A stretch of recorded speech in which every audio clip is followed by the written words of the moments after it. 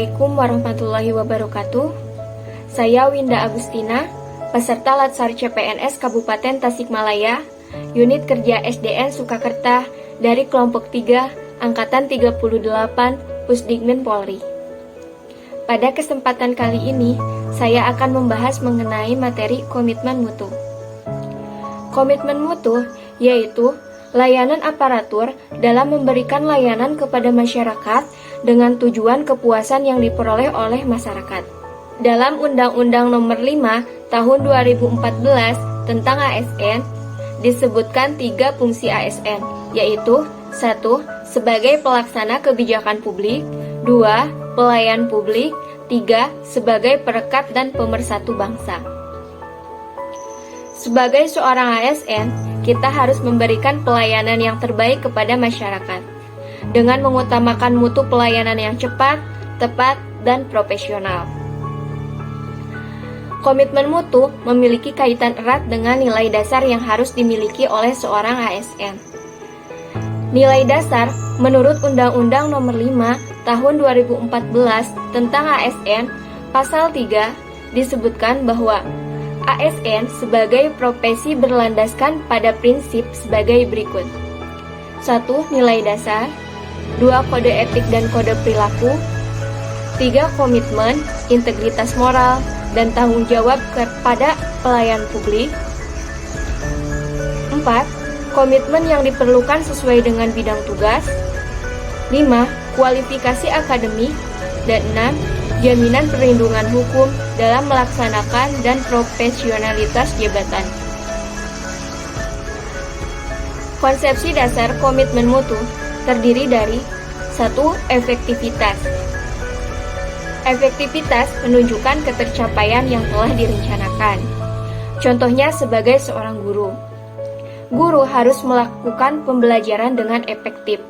Artinya, seorang guru harus melaksanakan proses pembelajaran sesuai dengan rencana proses pembelajaran yang telah ditentukan terlebih dahulu. 2. Efisiensi.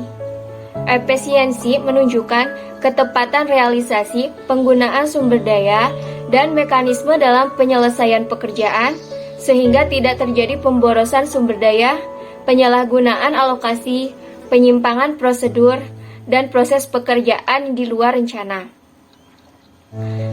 Contohnya sebagai seorang guru. Guru harus melaksanakan pembelajaran secara tepat sesuai rencana dengan tidak melakukan pemborosan dalam hal waktu. 3. Inovasi. Penyesuaian dalam melakukan suatu pekerjaan dengan perkembangan iptek. Sebagai seorang guru, kita harus menyesuaikan proses pembelajaran dengan perkembangan masa kini. Tentunya, dalam menghadapi siswa zaman sekarang akan berbeda dengan zaman dulu ataupun dengan siswa pada 40 tahun mendatang. Yang keempat, mutu. Segala sesuatu yang menjadi kebutuhan atau keinginan konsumen. Sebagai seorang guru, konsumen di sini adalah siswa atau orang tua. Guru tidak bisa memaksakan proses pembelajaran sesuai dengan kehendaknya, namun juga harus disesuaikan dengan karakteristik siswa. Selanjutnya mengenai nilai dasar orientasi mutu. Yang pertama, komitmen terhadap kepuasan konsumen. Sebagai seorang guru, dalam hal ini, siswa harus merasa puas sehingga merasa nyaman dalam proses pembelajaran. Yang kedua, cepat, tepat, dan ramah.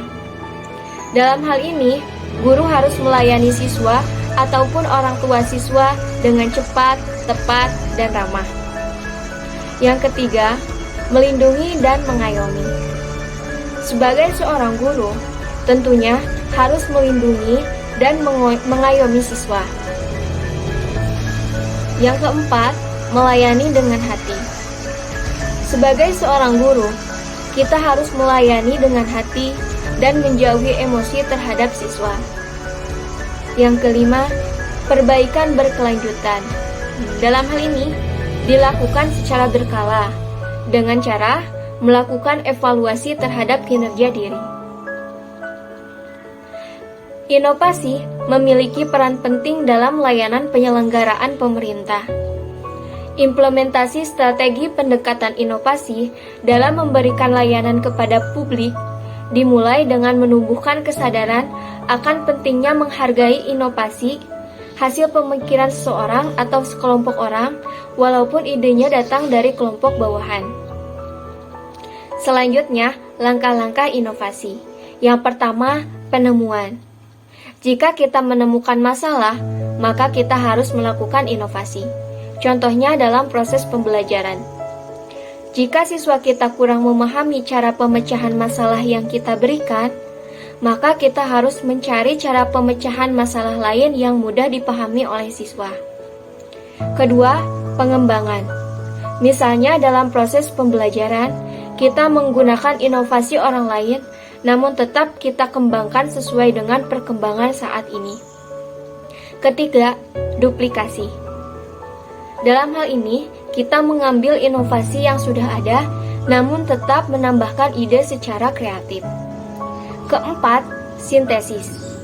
Dalam hal ini, kita dapat memadukan konsep yang sudah ada untuk menciptakan inovasi baru. Sekian mengenai komitmen mutu. Wassalamualaikum warahmatullahi wabarakatuh.